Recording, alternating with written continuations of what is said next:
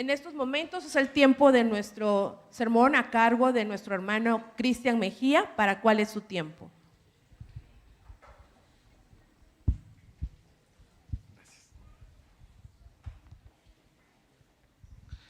Buenos días, hermanos. Durante el año 2020, la iglesia me brindó la oportunidad de servir como director de mayordomía. Este año me toca participar, pero como anciano asesorando el departamento. Pero durante el 2020, al participar, fue cuando inicia la pandemia y luego se cierra la iglesia y empezamos con las transmisiones. Me tocó escuchar varios testimonios de muchos hermanos conforme participábamos en predicaciones o en minutos de mayordomía, que había muchos aspectos que se desconocían o de los cuales se hablaba poco acerca de la ofrenda. Y había quienes me decían: hermano, sabes que yo no había participado porque no lo había entendido así, yo no sabía cuán importante era. Entonces considero bastante atinado que el día de hoy, a manera de instrucción, a manera de repaso y a manera de aprendizaje, vayamos de la mano de la Biblia para que podamos ir descubriendo qué papel juegan las ofrendas en la vida del cristiano, qué importancia tiene, qué tan relevante es en nuestra vida cotidiana y el impacto que tiene en nuestra relación con Cristo. Así que vamos a esta mañana ir versículo tras versículo estudiando lo que la Biblia nos enseña acerca de las ofrendas. Voy a pedir que tengamos un espíritu receptivo. Si hay prejuicios, si en el pasado quizás hubo, no sé, malos entendidos, alguien tuvo una mala experiencia referente a este tema, lo dejemos a un lado y tengamos un espíritu de aprendizaje y dejemos que el Espíritu nos guíe, porque no es su servidor el que va a estar aquí al frente, sino es un medio por el cual la intención es de que todos podamos adorar de mejor manera a nuestro Señor. Así que vamos a ir avanzando. Aquí tenemos un listado en el Antiguo Testamento. Vamos a ver cómo en el Antiguo Testamento las ofrendas eran sumamente importantes y cómo también en el Nuevo siguen siendo relevantes, porque por ahí también hay ideologías, hay grupos, hay corrientes que manejan que las ofrendas eran importantes solo en el Antiguo Testamento, pero que en el Nuevo ya no se habla de ello. Pero de ninguna manera eso es cierto, porque también vamos a ver cómo Pablo, usamos los escritos de Pablo, las cartas paulinas, como grandes referencias de nuestra doctrina, de nuestra vida cristiana. Y también Pablo habla acerca de la adoración por medio de las ofrendas. Tenemos aquí en primer lugar, vienen ahí a un costado la cita bíblica. Por cuestiones de tiempo no nos va a dar oportunidad de buscar cada cita, pero está ahí la referencia para que ya sea que le puedan tomar una foto o llegando a casa, vemos la repetición, le ponemos pausa y ustedes pueden constatar lo que dice cada cita bíblica y la referencia que tiene con el tipo de ofrenda a la que hace mención. Ofrendas de sacrificios expiatorios. En los capítulos 4 y 5 de Levíticos se narra todas las características que debía tener una ofrenda, dependiendo cuál fuera la posición del miembro del pueblo de Israel. Si era un sacerdote, debía presentar un becerro de tal y tal y tal característica. Si era un miembro normal de la congregación, debía presentar un cordero, una oveja, una cabra, y venían las especificaciones que debía presentar para que esa ofrenda pudiese cumplir con su propósito. Si el animalito no cumplía con las características que la Biblia decía que el Señor pedía, ¿qué pasaba con esa ofrenda? No funcionaba, no se recibía. Y el propósito de las ofrendas de expiación, ¿cuál era? Transmitir todos nuestros pecados hacia el animal, el sacrificio, para que nosotros quedáramos libres. Pero si no cumplíamos, entonces, si el pueblo de Israel no cumplía con las especificaciones que se pedían, entonces esos pecados, ¿qué pasaba con ellos? No eran expiados. La persona, por no ofrendar de la manera adecuada, permanecía con sus mismos pecados. Había también holocaustos, que eran ofrendas de dedicación total, donde la persona, el adorador, participaba dando a entender a Dios que estaba dedicando su vida, que estaba dedicando una misión, su ministerio. Había también ofrendas de paz. En las ofrendas de paz se pagaban los votos. Si por ahí algún miembro de la familia había estado enfermo, si había una solicitud en especial, se le presentaba a Dios y se hacía un voto. ¿Qué es hacer un voto con Dios? Un compromiso, un pacto, el cual es voluntario, porque el adorador iba delante de la presencia de Dios y ofrecía, se comprometía. Entonces, cuando Dios ya había obrado, el adorador iba y presentaba su ofrenda de paz, para, valga la redundancia, estar en paz con Dios, porque ya había obrado Dios en su vida, y también era como una ofrenda de gratitud. Tenemos otra ofrenda que era la ofrenda del cereal, el cual daba reconocimiento a Dios. ¿Por qué? Por los frutos de la tierra. Tantas ofrendas había, tantas maneras de presentar adoración delante de Dios. Yo creo que si había tanto es porque realmente es importante, ¿verdad? No está ahí en vano. Ofrenda del botín de guerra. Cuando el pueblo de Israel consultaba a Dios si debía o no acudir contra algún pueblo en específico, el Señor les decía: ve, yo voy delante con ustedes.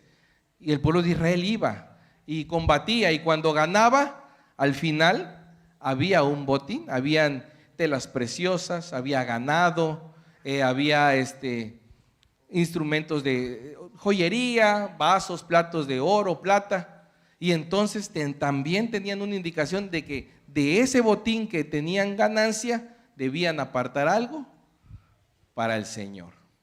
Entonces nos damos cuenta que en muchos aspectos de la vida están presentes las ofrendas. Hoy en nuestro día pudiéramos decir, si en nuestro trabajo, en nuestra empresa, en alguna parte del año tuvimos una ganancia, un negocio súper especial, súper grande, también es correcto que aparte de lo que ya tenemos propuesto, comprometido con el Señor, nazca de nuestro corazón, porque ahí está el ejemplo.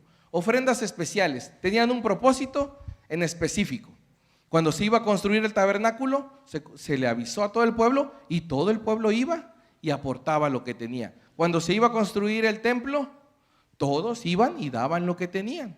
Cuando se reconstruyó el templo, todos iban y aportaban. Eran ofrendas especiales, tenían un propósito en específico. Quiere decir que la vida del israelita estaba llena de adoración. ¿Por medio de qué? Por medio de las ofrendas. Y hoy no vamos a hablar acerca del diezmo, porque en el diezmo está súper claro. Ya sabemos que es la 10ª parte y no podemos ir arriba ni podemos ir abajo. Y entonces es cuando debemos entender que la ofrenda juega un papel más especial, porque la ofrenda no está determinada. Porque la ofrenda, ¿de quién depende? De cuánto nosotros reconozcamos el amor y las bendiciones de Dios en nuestra vida. De eso dependen las ofrendas. El diezmo no. El diezmo ya está dicho. Es una cantidad, la 10ª parte, y el Señor lo dijo. Entonces nos habíamos puesto a pensar a este punto al momento de nosotros adorar, que las ofrendas tienen un sentido más especial que los diezmos, o creemos que solo con participar de los diezmos estamos cumpliendo. Puede ser que no lo sabíamos, puede ser que no lo queríamos escuchar, puede ser que lo tratamos de ignorar, pero vamos a seguir repasando. Deuteronomio 16:16. 3 veces cada año aparecerá todo varón tuyo delante de Jehová tu Dios en el lugar que Él escogiere. A lo largo de lo que vayamos avanzando vamos a encontrar versículos en los cuales habrá una parte que va a estar subrayada. Esa parte que está subrayada nos indica que Dios dice dónde, cuándo y cómo vamos a presentar nuestras ofrendas. ¿Quién es el único que puede decidir cómo vamos a ofrendar? Dios. ¿Quién es el único que puede decidir a dónde llevar nuestras ofrendas? Dios. ¿Qué quiere decir? Que yo no puedo decidir desviar mis ofrendas. Yo no puedo decidir, porque quien decide es Dios. Entonces la indicación era la siguiente: 3 veces cada año aparecerá todo varón tuyo delante de Jehová tu Dios en el lugar que él escogiere. ¿Que escogiere quién? Dios. En la fiesta solemne de los panes sin levadura, y en la fiesta solemne de las semanas, y en la fiesta solemne de los tabernáculos. Estas eran 3 fiestas que no estaban incluidas en la lista que acabamos de ver, pero al asistir a esa fiesta había una indicación: ninguno se presentará delante de Jehová, ¿con qué? Con las manos vacías. Y aquí hay una lección importante. ¿Qué significaba que nadie debía presentarse con las manos vacías? Significaba que al momento de que todos los varones dejaban a su esposa, dejaban a sus hijos, dejaban el ganado, los sembradíos, y se iban a atender la orden de Dios, y todos llevaban algo en la mano, porque llevar algo en la mano significaba que Dios los había bendecido durante ese periodo de tiempo. Entre fiesta y fiesta, Dios los había vuelto a bendecir. Ahora, nadie decía: es que ya di en la de los tabernáculos, ¿para qué voy a llevar a lo de los panes sin levadura si acabo de dar? Pero Dios te sigue bendiciendo, ¿sí o no? En todo momento. Ahora yo les pregunto, ¿habrá alguien aquí que pueda decir: ¿saben qué, hermanos? A mí Dios no me ha bendecido. Yo en mi casa la tengo vacía. En mi casa no hay nada por qué dar gracias. Yo sé que no. Pero sin embargo, si hay quienes se presentan a adorar a Dios, ¿con qué? Con las manos vacías. Y eso es triste. Pero vamos a aprender, vamos a seguir aprendiendo y estudiando. ¿Por qué? ¿Qué pasaba entonces si alguien de ese pueblo llegaba con las manos vacías a una de estas fiestas? No pasaba. Pero ¿qué? Supongamos que alguien llegó con las manos vacías, que no quiso llevar nada porque dijo: no tengo.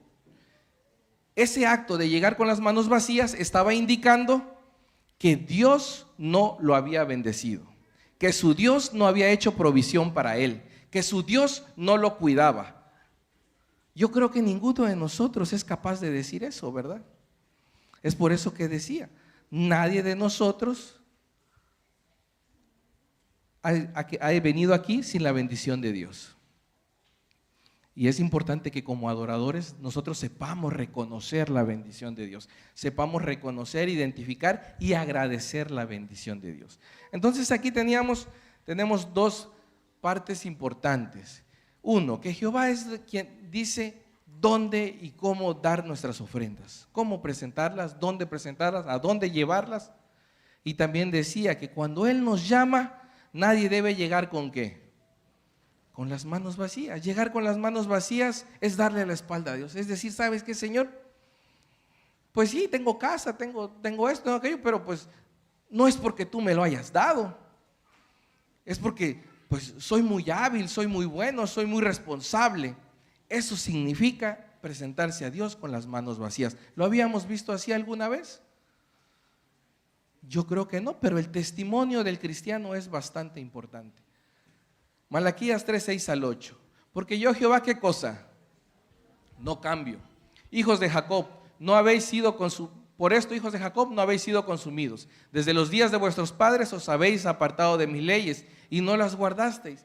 Pero hay algo importante, hay una invitación: volveos a mí y yo me volveré a vosotros, ha dicho Jehová de los ejércitos. Me dijisteis: ¿en qué hemos de volvernos?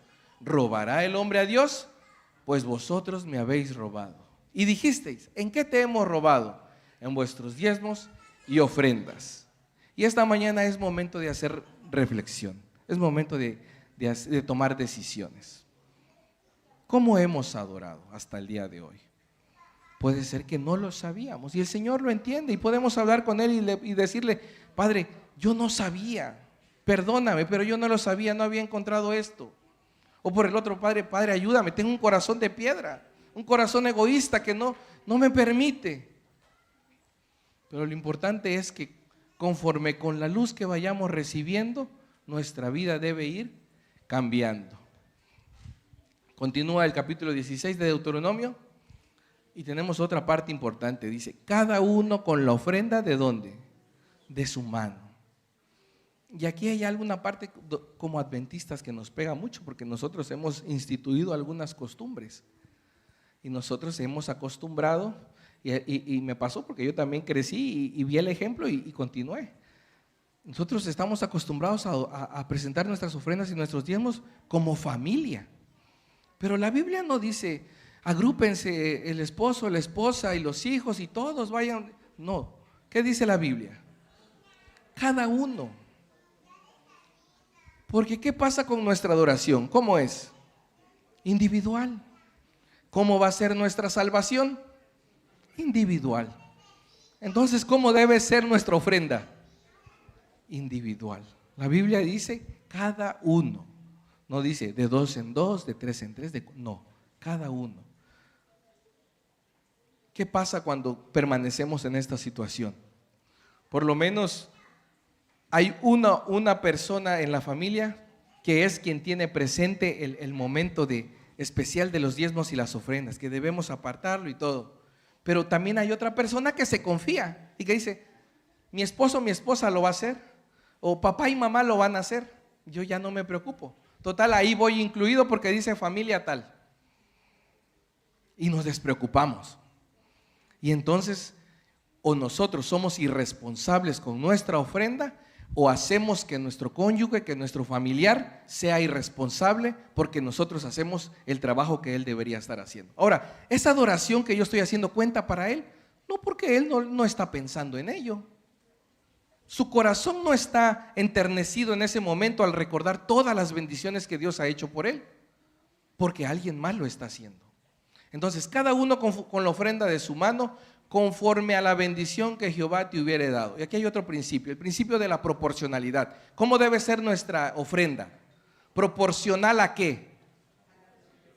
A la bendición que Dios te hubiere dado. Y es aquí donde la ofrenda se vuelve más importante que el diezmo. Porque el diezmo nos dice la 10ª parte y ya. No hay para dónde. Pero la ofrenda dice proporcional, conforme a la bendición que Dios te ha dado. Quiere decir, si Dios me ha dado mucho, voy a ofrendar mucho porque reconozco de dónde viene la bendición, porque estoy agradecido de dónde viene la bendición. Pero si Dios, este mes, esta quincena, quizás no estuvo alto el negocio, las ventas, pues bueno, también es proporcional. Y Señor, sabes que esta semana no nos fue tan bien y yo quisiera dar más, pero pues no nos fue bien. Ahora, hay hermanos que quizás también por desconocimiento caemos en prácticas al ofrendar. Voy a decir esto con mucho cariño, hermanos.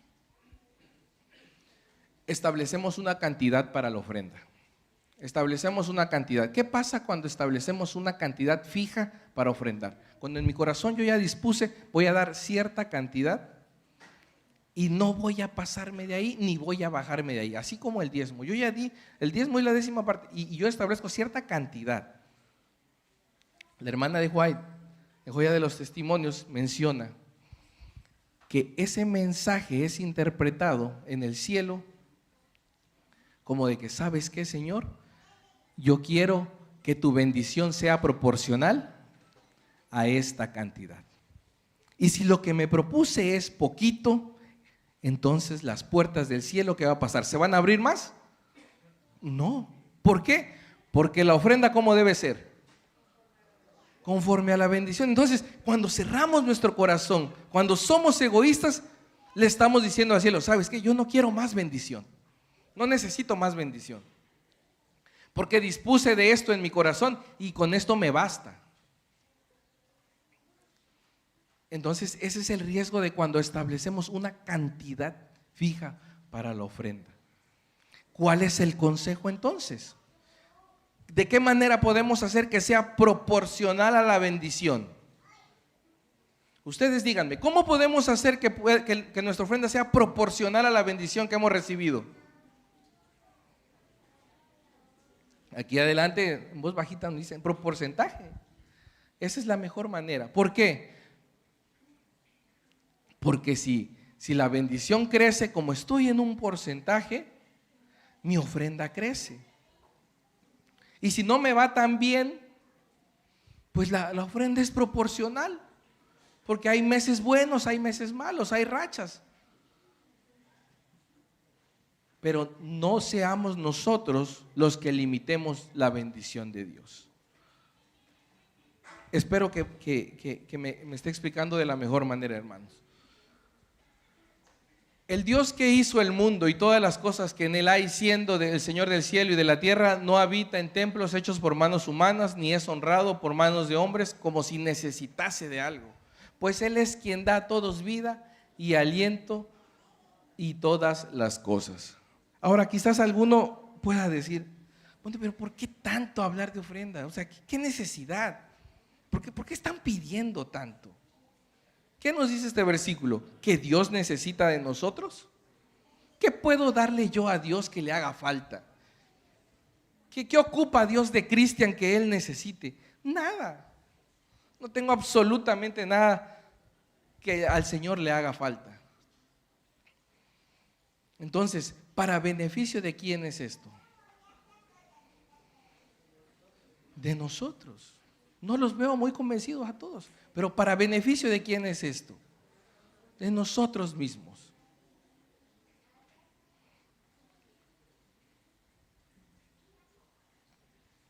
Mateo 1:23. He aquí una virgen concebirá y dará a luz un hijo y llamará su nombre Emmanuel, que traducido es Dios con nosotros. 2:11 de Mateo. Y al entrar en la casa vieron al niño con su madre María y postrándose lo adoraron y abriendo sus tesoros le ofrecieron presentes, oro, incienso y mirra. Y aquí tenemos el ejemplo de cuál debe ser la actitud de un verdadero adorador, de un verdadero cristiano, de alguien que se encuentra, que identifica que Dios está con él. Cuando yo cristiano, cuando yo adventista, cuando yo hijo de Dios, entiendo que Dios está conmigo, le reconozco, lo veo, lo identifico, sé que Él está a mi lado, ¿cuál es la actitud del adorador? De gratitud, de reconocimiento. Si esa no es tu actitud, quiere decir que todavía no has encontrado, no te has visto de cerca con el Señor. Porque un corazón malagradecido, un corazón que no reconoce las bendiciones de Dios, es un corazón que todavía no está con Dios. Y estos sabios de Oriente pusieron el ejemplo. Estos sabios de Oriente que no tenían un contexto más allá, que no habían sido criados en una doctrina, que no habían sido enseñados. Sin embargo, cuando vieron, identificaron, el corazón los impulsó. Y el único deseo que tenían era de adorar, de reconocer que ahí enfrente, en ese pequeño niño, tenían al Hijo de Dios, tenían la presencia de Dios.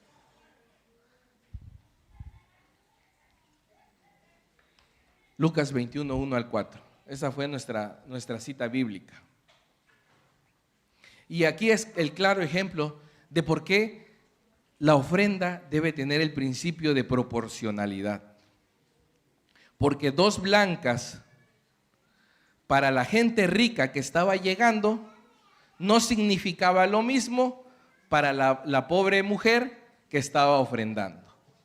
Ahora, la cantidad era la misma, podría ser la misma, ¿sí o no? Pero no representa lo mismo. Es por eso que no se va detrás de una cantidad. Es por eso que no se pide una cantidad. Esto no es el diezmo. Y por eso la ofrenda juega un papel más importante en tu vida como adorador. Porque es un momento de reconocimiento, es un momento íntimo con el Señor. Y viene otra vez subrayado este versículo. Dice que ¿dónde echaban las ofrendas? En el arca de las ofrendas. ¿Y dónde se encontraba el arca de las ofrendas? En el templo. En el anterior versículo decía que ¿quién decía dónde debían presentarse a dar sus ofrendas? Dios. Y en este versículo, ¿dónde se presentaban a dar sus ofrendas? En el templo. ¿Puedo yo decidir entonces a dónde llevar mis ofrendas? No. ¿Tengo yo esa capacidad? ¿Dios me ha permitido elegir? No. Dios ya dejó bien estipulado donde Él prefiere, donde Él quiere que se depositen las ofrendas. Mateo 6, 1, 4. Guardaos de hacer vuestra justicia delante de los hombres para ser vistos de ellos. De otra manera no tendréis recompensa de vuestro Padre que está en los cielos. Cuando des limosna, no hagas tocar trompeta delante de ti, como hacen los hipócritas en las sinagogas y en las calles, para ser alabados por los hombres. De cierto os digo que ya tienen su recompensa. Mas cuando tú des limosna, no sepa tu izquierda lo que hace tu derecha, para que sea tu limosna en secreto. Y tu Padre que ve en lo secreto, te recompensará ¿en dónde? En lo público, porque es un acto personal. Volvemos a confirmarlo. Es un acto en privado, ¿entre quién?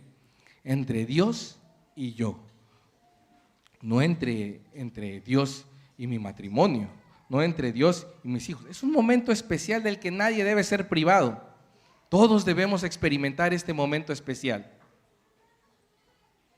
Y aquí hay otro peligro del que podemos caer. Y por eso vuelvo a reiterar, no es una cantidad la que se está buscando. Es un principio el que se trata de establecer y dejar claro. No es una cantidad. Porque podemos caer en el papel entonces de la gente rica. Que para que los vean, que para que sepan que están ahí, en nuestro contexto, que para que quizás puedan tener un cargo, entonces doy. Pero si en lo privado no hay una relación honesta y sincera con el Señor, de nada sirve. Entonces, si esa es la intención del corazón al dar, es mejor no darlo, porque uno está trayendo maldición hacia uno mismo. Habrá quien pueda decir por una mala experiencia, por un mal rato, por una discusión con el pastor, con la asociación, con los ancianos, yo mejor ya no doy, yo no participo. Pero hermano, hermana, la iglesia no se ha detenido porque has dejado de ofrendar. La iglesia no ha dejado de crecer porque tú no estás diezmando. La palabra de Dios no se ha dejado de predicar. Los pastores no han dejado de trabajar. Pero déjame decirte que puede ser que tú sí ya no has crecido espiritualmente por dejar de diezmar y ofrendar. Que tú no has avanzado. Que quizás en el pasado podamos decir, yo antes fui esto, y yo antes hice aquello, y yo antes bautizaba, predicaba y daba tanto. Pero eso sirvió ¿para cuándo? Para antes, para ayer, para su momento. Pero el día de hoy, ¿qué estamos haciendo? ¿Dónde estamos parados? ¿Seguimos sin reconocer la bendición de Dios? Primera de Corintios 16, 1 al 3. En cuanto a la ofrenda para los santos, haced vosotros también de la manera que ordené en las iglesias de Galacia. Y nuevamente está subrayado. ¿Quién es el que ordenó aquí? ¿Por medio de quién? De Pablo. ¿Qué papel tenía Pablo en la iglesia en ese tiempo? Era el ministro de la iglesia Pablo. Pablo era el responsable de pastorear a todas las iglesias. Y él visitaba, daba instrucción y enseñaba. Y entonces Pablo le había sido otorgada la autoridad para que pudiera dar las indicaciones de dónde dar las ofrendas. Y aquí viene otro principio importante. La ofrenda debe ser sistemática. ¿Qué quiere decir sistemática? Cada primer día de la semana, ¿por familias? No. Cada uno de vosotros ponga aparte algo. ¿Según qué? La ofrenda debe ser proporcional y ¿qué cosa? Sistemática. ¿Cada cuánto debían apartar su ofrenda? Cada primer día de la semana. Decía, cada que el diácono está y tú estás corriendo, no, porque el momento de reconocimiento, de adoración por los diezmos y las ofrendas es allá en casa, en lo privado, donde reconocemos la bendición de Dios. Ese momento especial lo podemos perder si somos irresponsables en nuestra adoración. Yo creo que si llegamos a comprender la trascendencia que tiene nuestra adoración por medio de las ofrendas, ya no veríamos gente corriendo llenando sus sobres de diezmos aquí en el templo, porque entenderíamos que es un momento de adoración personal, de relación con Cristo, de reconocer cuánto nos ha cuidado el Señor durante toda la semana, durante toda la quincena, durante todo el mes. Es por eso que es tan importante que nosotros repasemos, estudiemos, aprendamos de esto. Pablo daba las indicaciones. La ofrenda debe ser proporcional a la bendición y también debe ser, ¿qué cosa? Sistemática. Debemos nosotros tener una programación. ¿Cómo vamos a ofrendar? Y presentarnos delante del Señor. ¿Sabes qué, Señor? Voy a hacer cambios en mi vida y voy a tratar de que sea proporcional a la bendición que tú me das. Y voy a ser sistemático. Si percibo quincenal, cada quincena. Si mensual, cada mes. En el contexto de los corintios, pues la mayoría era jornalero, eran trabajadores, y normalmente a los que son jornaleros se les paga semanalmente. Por eso la indicación era cada primer día de la semana hay que apartar. Porque primero, ¿quién? Primero Dios. Nuevamente nos vuelve a decir, cada uno, no dice cada familia, cada pareja, cada grupo de hermanos, no, cada uno dé como propuso en su corazón, no con tristeza ni por necesidad, porque Dios ama al dador alegre. Y reitero, la ofrenda debe ser con alegría, por adoración. Si la damos sin sentir alegría, sin experimentar ese momento de adoración, hermano, no la demos, porque estamos trayendo maldición a nuestra vida. Dios no necesita esa ofrenda malintencionada.